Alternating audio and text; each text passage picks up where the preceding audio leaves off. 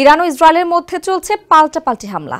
সেটি বন্ধে মধ্যস্থতা করার আগ্রহ দেখিয়েছেন রুশ প্রেসিডেন্ট ভ্লাদিমির পুতিন ও তুরস্কের প্রেসিডেন্ট রিসেপ তাইয়েপ এরদোয়ান। বিবিসির প্রতিবেদনে বলা হয়েছে, উভয়ই আলাদাভাবে জানিয়েছেন সংঘাত বন্ধের লক্ষ্যে তারা মধ্যস্থতা করতে প্রস্তুত রয়েছেন।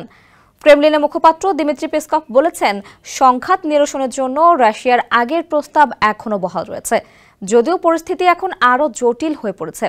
সমস্যার সমাধানে রাশিয়া বিবাদমান পক্ষগুলোর সঙ্গে যোগাযোগ রাখছে বলেও জানিয়েছে ক্রেমলিন। এদিকে রাশিয়ার প্রেসিডেন্ট কার্যালয় ক্রেমলিনের বরাত দিয়ে বার্তা সংস্থা এএফপি জানিয়েছে, সোমবার দুই নেতা মধ্যপ্রাচ্যের উত্তেজনাকর পরিস্থিতি নিয়ে আলোচনা করেন এবং অবিলম্বে ইরান ইসরায়েল সংঘাত বন্ধের আহ্বান জানান।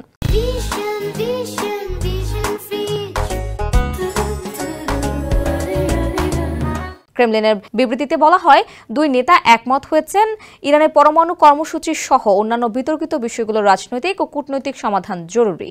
বিবৃতিতে আরও জানানো হয়, আঞ্চলিক স্থিতিশীলতা বজায় রাখতে শান্তিপূর্ণ সংলাপ ও সহযোগিতার উপর গুরুত্ব দিয়েছেন পুতিন ও এরদোয়ান। এর আগে এদিন ইরানের প্রেসিডেন্ট মাসুদ পেজেশকিয়ান তুরস্কের প্রেসিডেন্ট রিসেপ তাইয়েপ এরদোয়ানের সঙ্গে ফোনালাপ করেছেন। তেহরান ইসরায়েলের সঙ্গে যুদ্ধের পরিধি বাড়াতে চায় না, তবে যে কোনো হামলার আনুপাতিক জবাব দেবে বলে জানিয়েছেন ইরানের প্রেসিডেন্ট।